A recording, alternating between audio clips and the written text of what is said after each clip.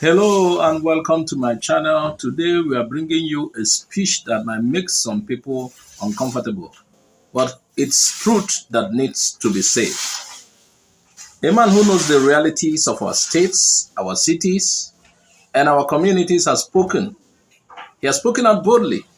His name is Mr. Milo, and in his speech he criticizes some of the governors in our region, the very leaders many of us admire.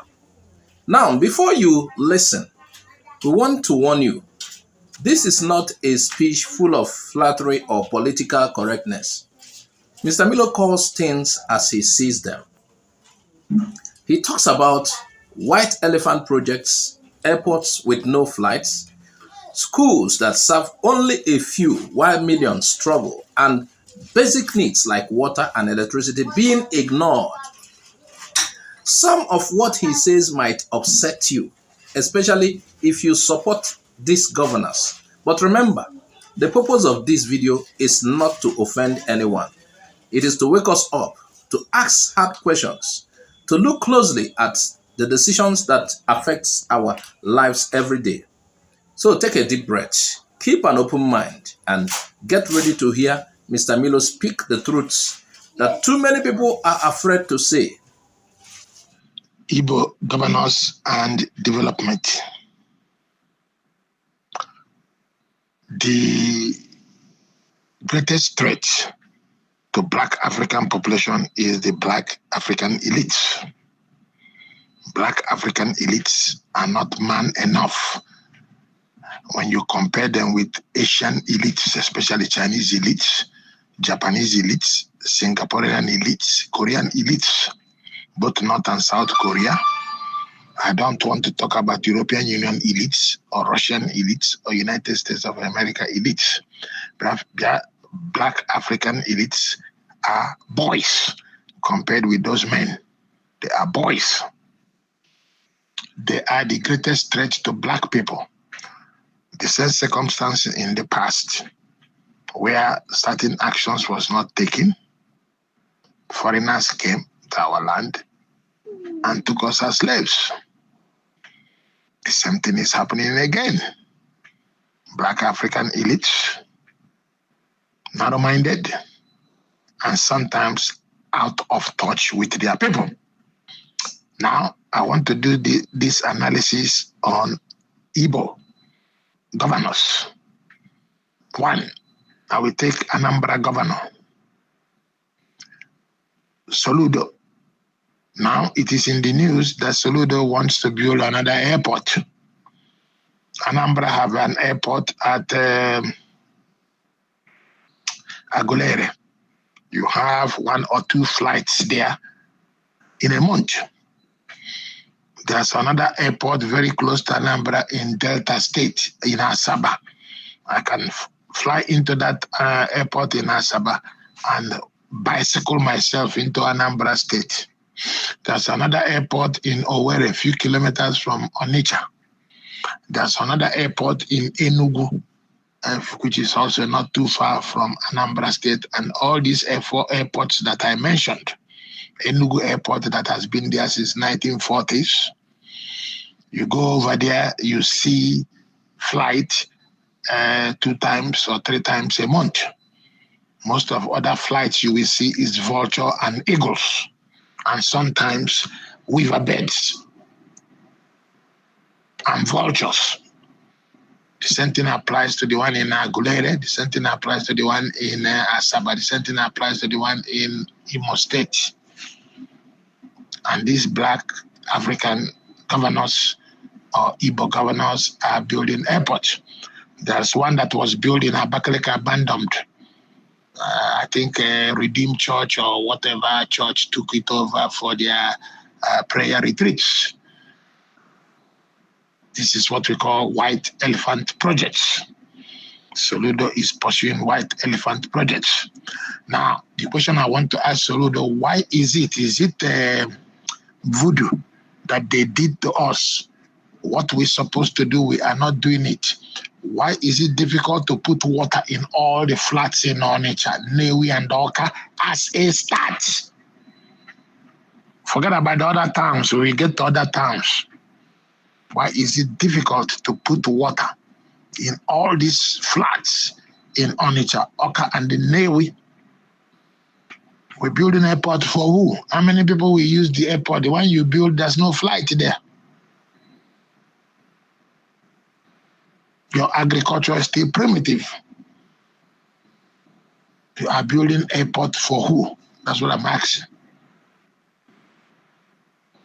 Where is Anambra State Assembly? See, that's why the Western world is laughing at Africa. That's why they're discussing. The inner circles of Western world is discussing that they will come to Africa and take it over again. We ask them why. Why do you want to recolonize these lazy people?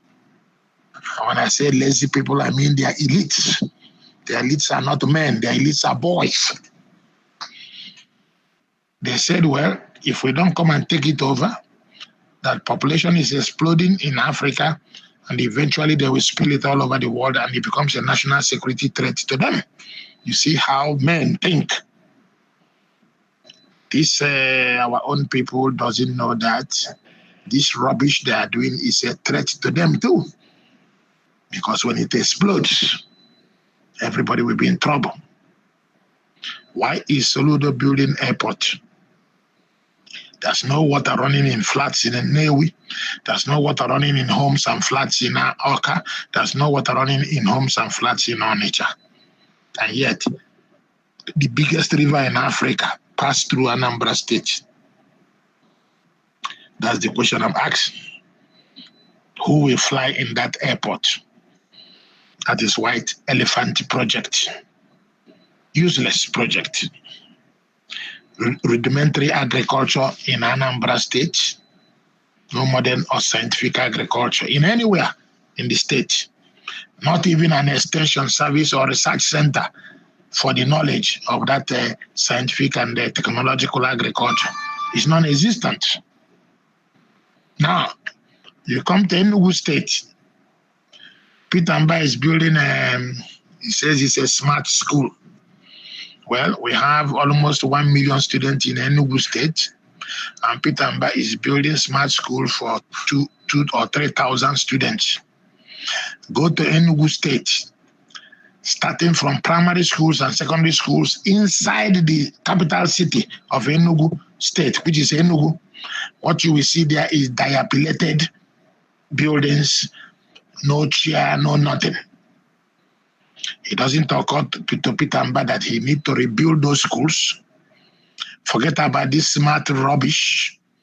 Put chalk and dust in all and blackboard in all these schools.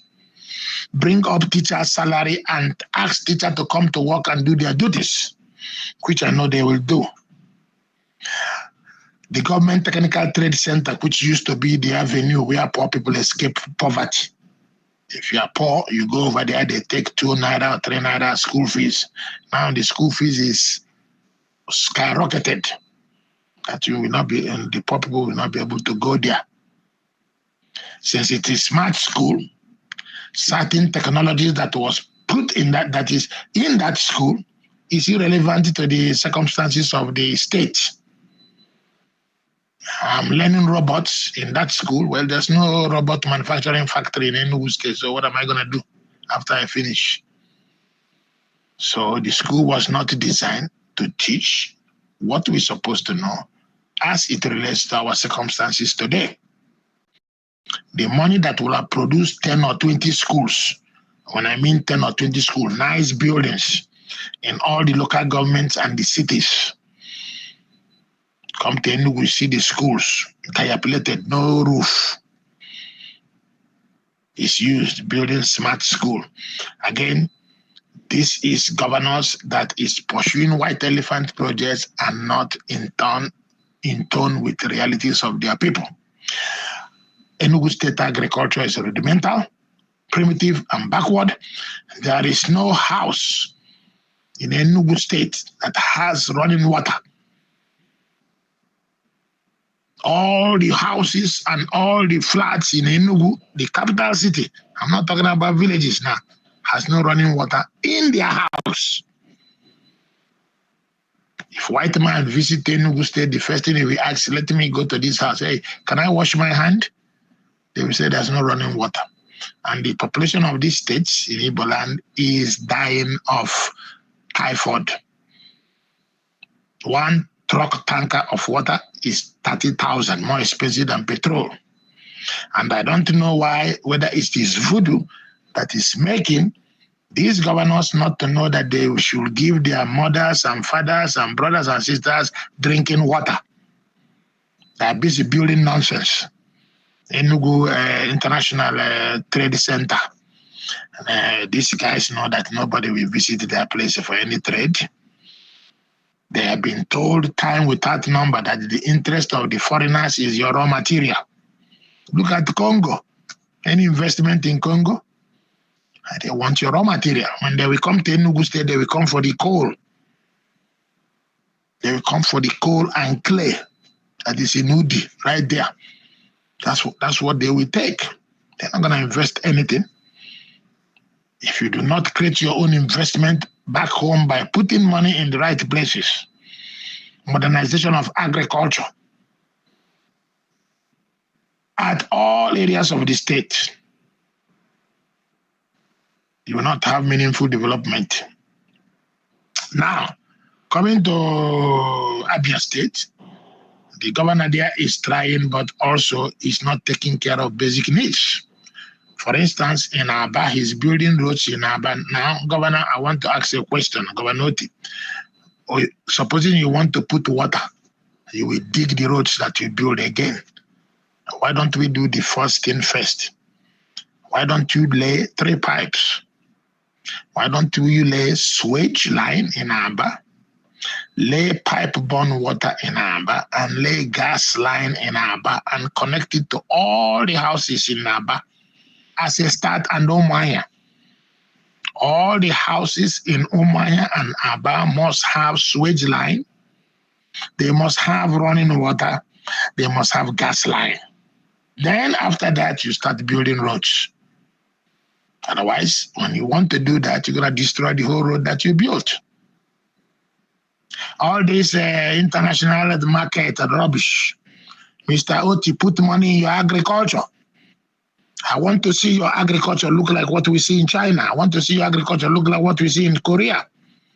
I want to see farmers in your villages using mechanized machineries, both small and big, in cultivation. I want to see modern animal husbandry. Won't your population eat? Won't your population eat all this nonsense that you people are building? How does it affect your population in terms of health and welfare? Won't your mothers and your sisters and your wife eat? Mr. Oti, I'm asking, because you're the one trying anyway, but you need to put it in the right direction. Won't your people eat?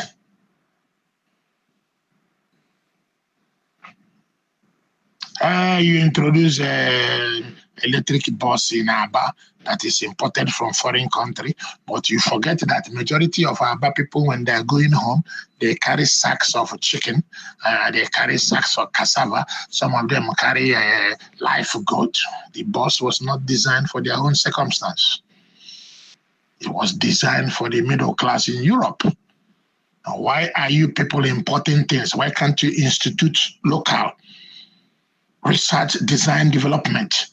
Why are you in a rush to achieve things that you should make effort to do by yourself? It's easy to import. I saw Soludo, he already draw a rail line in Anambra State. Soludo doesn't have electricity to run an electric train. Eventually, it will be like the one that the British packed for us. When they left, we destroyed it because black elites cannot run anything. Where is the electricity to run the train?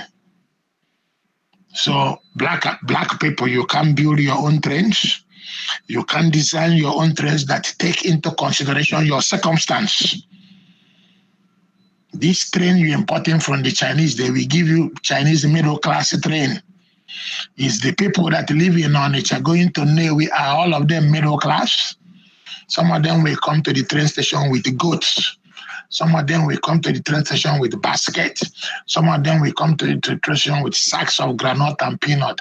Is that train designed to accommodate such circumstance? And black people, the world is laughing at us. Black elites, they look at you as boys, not men. Because if you look at how you think, it is very myopic. Now everything is imported. Come and build for me. Why don't we import governors? Why is Soludo the governor of Anambra State? Why Peter Mba is the governor of Anambra State? Why Oti is the governor of Abia State? Why don't we import the Chinese to be the governor of Abia State? We import the Korean to be the governor of Anambra State, and we import the Indian or the Singaporean to be the governor of Enugu State. Since these guys like to import, why don't we import foreigners to do the job which they are not capable of doing anyway, which will be better? Because if we go and bring a British man or American man and make it governor, he will know that the Enugu State people, Anambra State people will drink water. You see, when they were in Enugu during the colonial administration, you see what they did. All the areas that they live have water, and that water is still running up till today. They use the coal that we have to generate electricity in OG, and they use it to drive locomotive engines for the railway. Today, the coal is sitting down there. We are not using it for anything. All we do is we import. We call the foreigner to do for us. All these governors, Soludo, Peter Mba, and Mr. Oti, that is calling foreigners to do things for them. Can we replace you people with foreigners? But we don't need your nonsense. Let us replace you people with the Chinese, the British, and the Koreans. Let a Korean person be the governor of Enugu State. Let a British person be the governor of Anambra State, and let a Chinese person be the governor of Abia State, since you like to import. That is why the whole world is looking at you guys as boys, not men. The Igbo say, Atolo, Omalo, Omalo, Atolo, Feke. It is time you stop this white elephant project and make development that change the life of your people. You put development that change the life of your people and stop this madness. International airport and international conference center. Nobody is coming to internationalize anything with Black Africa. You're supposed to know that. If you don't know it now. Now that you have heard Mr. Milo speak the truth, it's time to ask ourselves some hard questions. Are our leaders building projects for prestige or for the people? Are we focusing on airports and conference centers while millions still struggle for water, schools, and electricity? Are we as a people demanding better for our families, our children, and our communities? This is the moment to think, to discuss, and to act. Development is not about big buildings or imported solutions. It is about real improvements in the lives of ordinary people. Water in homes, functioning schools, modern agriculture, and local industries. If you agree with Mr. Milo, don't stay silent. Share this video. Talk about it with your friends, your families, and your community. Ask the questions our leaders need to answer. Hold them accountable, because change will not come from hope alone. It comes from the voice of the people. Remember, development starts with us, demanding it, planning it, and fighting for it every day. Subscribe for more truth, discussion, and analysis on the issues that affect our people. Share, comment, be part of the change.